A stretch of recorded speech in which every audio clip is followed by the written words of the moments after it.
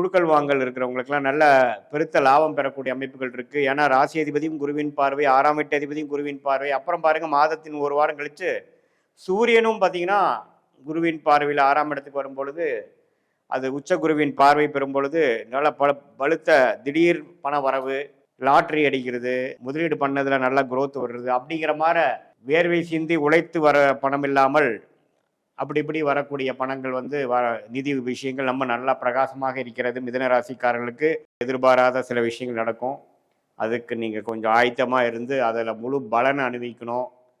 Investment லைனில் இருக்கிறவங்களாம் இந்த டைமில் கொஞ்சம் நல்லா இன்வெஸ்ட்மெண்ட் போட்டு நல்லா லாபம் பெறணும். அதே மாதிரி திருமண தடைகள் நீங்கக்கூடிய அமைப்புகள் இருக்குது. வணக்கம் கிரக ரகசியம் சேனல் நேர்களே, நான் உங்கள் அன்பான சயின்டிஃபிக் வேதிக் அஸ்ட்ராலஜர் அஸ்ட்ராலஜி பேசுகிறேன். நல்லது நினைப்போம், நல்லதே நடக்கும். நம்ம இந்த வீடியோவில் என்ன பார்க்க போகிறோம்னா, மிதுன ராசிக்காரர்களுக்கு 2025 நவம்பர் மாதம் எத்தகைய ஒரு கலாபலன்கள் நிறைந்த ஒரு மாதமாக இருக்க போகுதுங்கிறது பார்க்க போகிறோம். சயின்டிஃபிக் அஸ்ட்ராலஜி முறையில் அறிவியல் சார்ந்த ஜோதிடத்தை எந்த விதத்திலும் மிகைப்படுத்தாமல் மூட நம்பிக்கையில் போகாமல் பார்க்க போகிறோம். அந்த அடிப்படையில் மிதுன ராசிக்காரர்களுக்கு ஆண்டு கிரகம் மாத கிரகங்கள்லாம் எப்படி இருக்குது, கடந்த 2025 ஏப்ரல் மாதத்துலேருந்தே 10ஆம் இடத்துல சனி பார்த்திங்கன்னா வேலை தொழிலில் அதிகமான ஃபோக்கஸு, அதிகமான மாற்றங்கள், சில பேர்த்துக்கு நல்ல உயர்வு, சில பேர்த்துக்கு சில பிரச்சனைகள்லாம் கொடுத்துட்டு இருக்கக்கூடிய மிதுன ராசிக்காரர்களுக்கு இப்போ குரு பார்த்தீங்கன்னா அதிவக்ரமாக கடகத்துக்கு வந்திருக்கிறார். அவர் ராசிக்குள்ளிருந்து 2ஆம் இடத்துக்கு 8ஆம் இடம் என்று சொல்லப்படுகிற திடீர் பண வரவு, ஸ்பெகுலேட்டிவ் கெயின்ஸ், அடுத்தவங்க பணம், வெளிநாடு பிரயாணம், அது மாதிரி நல்ல விஷயங்கள்லாம் கொடுக்கக்கூடிய அமைப்புகள் இருக்குது. அதே சமயத்தில் 6ஆம் வீட்டை பார்க்குறார், 10ஆம் வீட்டை பார்க்குறாரு. அருமை. ஸோ இந்த குரு வக்ர ரீதியாக கடகத்துக்கு ராசியிலிருந்து 2ஆம் இடத்துக்கு வருவது அருமையான அமைப்பு. ராகு 9ஆம் இடத்தில் இருக்கிறார், குருவின் பார்வையிலிருந்து கொஞ்சம் விலகிறார்.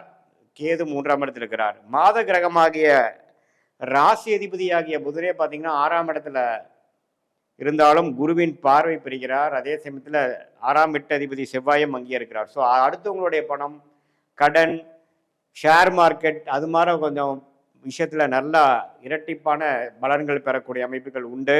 இது மாதிரி லைனில் இருக்கிறவங்க, வெளிநாடு விஷயத்தில் இருக்கிறவங்க, இம்போர்ட் எக்ஸ்போர்ட்டில் இருக்கிறவங்க, ஷேர் மார்க்கெட்டில் இருக்கிறவங்க, குடுக்கல் வாங்கல் இருக்கிறவங்களுக்குலாம் நல்ல பெருத்த லாபம் பெறக்கூடிய அமைப்புகள் இருக்குது. ஏன்னா ராசி அதிபதியும் குருவின் பார்வை, 6ஆம் வீட்டு அதிபதியும் குருவின் பார்வை. அப்புறம் பாருங்கள் மாதத்தின் 1 வாரம் கழித்து சூரியனும் பார்த்தீங்கன்னா குருவின் பார்வையில் 6ஆம் இடத்துக்கு வரும்பொழுது, அது உச்ச குருவின் பார்வை பெறும் பொழுது நல்ல பலுத்த திடீர் பண வரவு, ஒரு சுப விரயங்கள் செய்து அதில் பெரிய பணம் வர்றது, லாபம் வர்றது, லாட்ரி அடிக்கிறது, ஸ்பெகுலேட்டிவ் கெயின்ஸ், உயில் மூலமாக வருவது, மனைவி மூலமாக வருவது, ஒரு இடத்தை விற்று வருவது, ஷேர் மார்க்கெட்டில் வருவது, முதலீடு பண்ணதில் நல்லா குரோத் வருது அப்படிங்கிற மாதிரி வேர்வை சிந்தி உழைத்து வர பணம் இல்லாமல் அப்படி இப்படி வரக்கூடிய பணங்கள் நிதி விஷயங்கள் நம்ம நல்லா பிரகாசமாக இருக்கிறது. மிதுன ராசிக்காரர்களுக்கு குறிப்பாக 2025 நவம்பர் 2வது வாரத்திலிருந்து வரக்கூடிய அமைப்புகள் பரிபூர்ணமாக உண்டு.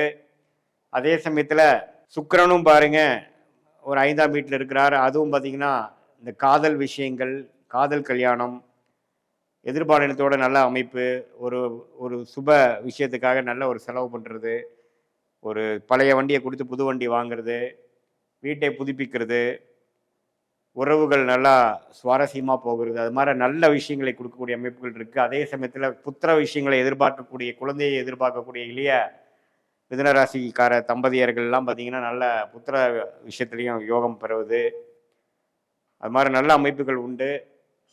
வேலையில் ஒரு நல்ல மாற்றம், அரசியல் ரீதியான விஷயத்தில் இருக்கிறவங்களுக்கு நல்ல ஒரு அமைப்பு, இந்த மாதிரி சில டிரான்சாக்ஷன்ஸ் பண்ணிகிட்டு இருக்கிறவங்க, இந்த crypto currency, share market, gold, silver, அதுலெல்லாம் இன்வெஸ்ட் பண்ணிட்டு இருக்கிறவங்கலாம் பெருத்த லாபம் பெறக்கூடிய அமைப்பு. இம்போர்ட் எக்ஸ்போர்ட் பண்ணுறவங்களுக்கு நல்ல ஆர்டர்ஸ் கிடைக்கிறது, வெளிநாடு போய் நல்ல ஒரு பிரமாதமான ஒரு அமைப்பு, ஒரு லாபத்தை பெற்று வருகிறது. அது மாதிரி விஷயங்கள்லாம் கொடுக்கக்கூடிய அற்புதமான ஒரு மாதமாக மிதுன ராசிக்காரர்களுக்கு உண்டு.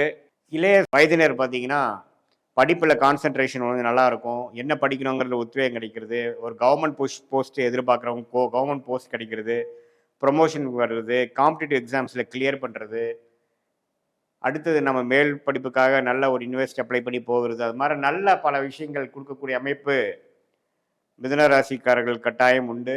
ஸோ என்னதான் 6ஆம் இடத்துல இப்போ புதன், செவ்வாய், சூரியன், சுக்கிரன் இருக்கிறாரேன்னு நம்ம பயப்பட வேண்டியதில்லை. அது குரு. இதே குரு வந்து வக்ர ரீதியாக கடகத்துக்கு வராமல் மிதுனத்திலே இருந்திருந்தாருன்னா அது ஒரு மாதிரியான ஒரு போக்கு தான். பட் குருவின் பார்வை பெறுவதனால அது நல்ல விஷயத்துக்காக நடக்கக்கூடிய ஒரு 6ஆம் வீட்டு பயிற்சியாக நம்ம எடுத்துக்கொள்ளலாம். நான் முதலே சொன்ன மாதிரி எதிர்பாராத சில விஷயங்கள் நடக்கும். அதுக்கு நீங்கள் கொஞ்சம் ஆயத்தமாக இருந்து அதில் முழு பலனை அனுபவிக்கணும். இன்வெஸ்ட்மெண்ட் லைனில் இருக்கிறவங்களாம் இந்த டைமில் கொஞ்சம் நல்லா இன்வெஸ்ட்மெண்ட் போட்டு நல்லா லாபம் பெறணும் அப்படிங்கிறத கேட்டுக்கிறேன். ரியல் எஸ்டேட் லைனில் இருக்கிறவங்க, மெடிக்கல் லைனில் இருக்கிறவங்களுக்கு நல்ல லாபம், டெக்னிக்கல் துறையில் இருக்கிறவங்க, கிரியேட்டிவ் துறையில் இருக்கிறவங்களுக்கு நல்ல லாபத்தை கொடுக்கக்கூடிய அமைப்புகள் இருக்குது. அதே மாதிரி திருமண தடைகள் நீங்கக்கூடிய அமைப்புகள் இருக்குது. வெளிநாடு திடீர் பிராணம் போகக்கூடிய அமைப்பு, நார்த் இந்தியா போயிட்டு வரக்கூடிய அமைப்பு, தாயார் மூலமாக சில பெனிஃபிட்ஸ் வரக்கூடிய அமைப்புகள் எல்லாமே பரிபூர்ணமாக ஒரு நல்ல மாதமான அமைப்பை கொடுக்கக்கூடிய ஒரு அமைப்பு வந்து மிதுன ராசிக்காரர்களுக்கு 2025 நவம்பர் மாதம் இருக்குங்க. இது நல்லாவே நீங்கள் உபயோகப்படுத்திக்கணும். இது பொதுவான பலனை தவிர உங்களோட ஜென்ம ஜாதகத்தில் என்ன தசாபுக்திகள் போய் கொண்டு இருக்கிறது, நீங்கள் என்ன லக்னத்தில் பிறந்தீங்க, அந்த தசை உங்கள் லக்னத்துக்கு என்ன ஆதிபத்தியம் பெறுகிறார், இதெல்லாம் வைத்து இப்போ நாம் சொன்ன அந்த ராகு பயிற்சி, குரு பயிற்சி, சனி பயிற்சி, இந்த மாத பயிற்சியெல்லாம் சேர்த்து வைத்து பார்க்கும் பொழுது இன்னுமே துல்லியமான பலன்கள் எடுத்து எந்த நேரத்தில் எப்படி எந்த செயல்கள் செய்ய வேண்டும், எந்த நேரத்தை நம்ம எது அவாய்ட் பண்ணணும், எது மாதிரி க்ரோத் ஃபேஸ் எப்போ வருது, எப்போ வந்து மீடியமான ஃபேஸ் வருது, எப்போ வந்து நம்ம முடிவுகளை தவிர்க்கிறது நல்லது, நம்ம புதிய புதிய மாற்றங்கள் பண்ணாமல் கொஞ்சம் சர்வைவலில் போகக்கூடிய நல்லது, எந்த டைமில் நம்ம வந்து மாறணும், ஜாப் சேஞ்ச், ஹையர் ஸ்டடீஸ்க்காக அப்ளை பண்ணுறது, கண்ட்ரி மாறுறது, தொழில் விருத்தி பண்ணுறது, கடன் எப்போ அடைக்கிறது, அது மாதிரி சில விஷயங்கள்லாம் உங்களுக்கு கிளாரிட்டி கொடுக்கறதுக்கு பார்த்தீங்கன்னா உங்களுடைய ஜென்ம ஜாதகத்தில் பிறந்த தேதி பிறந்த நேரம் வைத்து பார்த்து இந்த நம்ம சொன்ன அந்த கோச்சார அமைப்பும் சேர்த்து வைத்து பார்க்கும்போது ஷார்ட் டேர்ம் எப்படி இருக்குது, லாங் டேர்ம் எப்படி இருக்குங்கிறது சயின்டிஃபிக் வேதிக் அஸ்ட்ராலஜி முறையில், இந்திய வேத ஜோதிடத்தை அறிவியல் சார்ந்த முறையில் ஒளி தத்துவத்தில் அப்ளை பண்ணி நம்ம கர்மா எப்படி செயல்பட போகிறது, அது இந்த கோச்சார் அமைப்பும் தசாபுக்தியில் சேர்த்து வைத்து பார்க்கும்பொழுது துல்லியமான பலன்கள் எடுத்து அது மூலமாக நம்ம வாழ்க்கை திட்டங்களை தீட்டி அனாவசியமான சில விஷயங்களை தவிர்த்து தேவையான விஷயத்தை தேவையான நேரத்தில் நம்ம செய்யும் பொழுது வாழ்க்கையில் எதிர்நீச்சல் போடாமல் எளிதில் நம்ம கர்மாவுக்கு இணங்க ஒரு செயல்களை செய்து எளிதில் நாம் வெற்றி பெற முடியும். இந்த வேத ஜோதிடத்தை எந்த நேரத்தில் நமக்கு கிளாரிட்டி இல்லையோ அந்த நேரத்தில் அதை யூஸ் பண்ணி எப்படி வந்து நம்ம ஒரு ட்ராவல் பண்ணுறதுக்கு ஒரு கூகுள் மேப் வந்து நமக்கு எப்படி நமக்கு உதவுதோ, நம்மளோட டைரக்ஷன் கரெக்டாக நம்ம போய் சேரும்படி எப்படி இருக்குது, நம்மளுடைய விஷயங்கள் ரூட் என்னங்கிறது தெரியுதோ அதே மாதிரி உங்கள் கர்மா என்ன, உங்களுக்கு எது வந்து பாக்கியமாக இருக்குது, நீங்கள் எதை நோக்கி நீங்கள் போய் கொண்டிருக்கிறீர்கள்ல இன்னும் கொஞ்சம் கிளாரிட்டி தெரிந்ததுன்னா தேவையற்ற செயல்கள், தேவையற்ற செலவுகள், தேவையற்ற பணவரைகள், தேவையற்ற முயற்சிகள் செய்யாமல் தேவையான விஷயங்களை தேவையான நேரத்தில் செய்து பொறுமையாக இருந்து அதிக அலைச்சல்கள் பிரச்சனைகள் இல்லாமல் செய்து எதிர்நீச்சல் போடாமல் வாழ்க்கையில் வெற்றி பெற முடியும். இதில் வந்து கோச்சார் அமைப்புங்கிற இப்போ நம்ம பார்த்தது பார்த்திங்கன்னா பொதுவான பலன்கள் தான். இதில் நீங்கள் பிறந்த தேதி, பிறந்த நேரம், பிறந்த ஊர் கொடுத்தீங்கன்னா உங்களோட ஜாதகத்தை பொறுத்து எந்த லக்னம், எந்த ராசி, எந்த நட்சத்திரம், அந்த நட்சத்திராதிபதியோட திசையில் தான் நீங்கள் ஸ்டார்ட் பண்ணியிருப்பீங்க. ஃபார் எக்ஸாம்பிள் நீங்கள் ஒரு ரோகிணி நட்சத்திரம் ரிஷபராசியாக இருந்தீங்கன்னா சந்திர திசை தான் முதல் திசை. அதே ரோகிணி நட்சத்திரம் முதல் பாதத்தில் பிறந்தீங்கன்னா முழுசாக ஒரு 8, 9 வருஷம் 10 வருஷம் உங்களுக்கு கிடைக்கும். சந்திர திசைக்கு அப்புறம் அடுத்து வரக்கூடிய திசை செவ்வாய் ராகு திசைகள் எப்படி இருக்குன்னு பார்க்கலாம். இதே வந்து 4வது பாதத்தில் ரோகிணி நட்சத்திரம் பிறந்தீங்கன்னா சந்திர திசை 1 வருஷம் 2 வருஷம் முடிஞ்சு அடுத்து வரக்கூடிய செவ்வாய் ராகு குரு திசைகள் எப்படி இருக்கிறது உங்கள் லக்னத்துக்கு என்னன்னு பார்க்கலாம். ஸோ அந்த முறையில் உங்களுடைய வாழ்க்கையை வந்து ராசி நட்சத்திரத்தையும் கொடுத்து லக்னத்தையும் கொடுத்து உங்கள் கர்மா அப்படி தான் செயல்பட போகிறதுங்கிறதே நாம் ஜாதகத்தில் பார்த்து புரிந்து கொள்ளலாம்.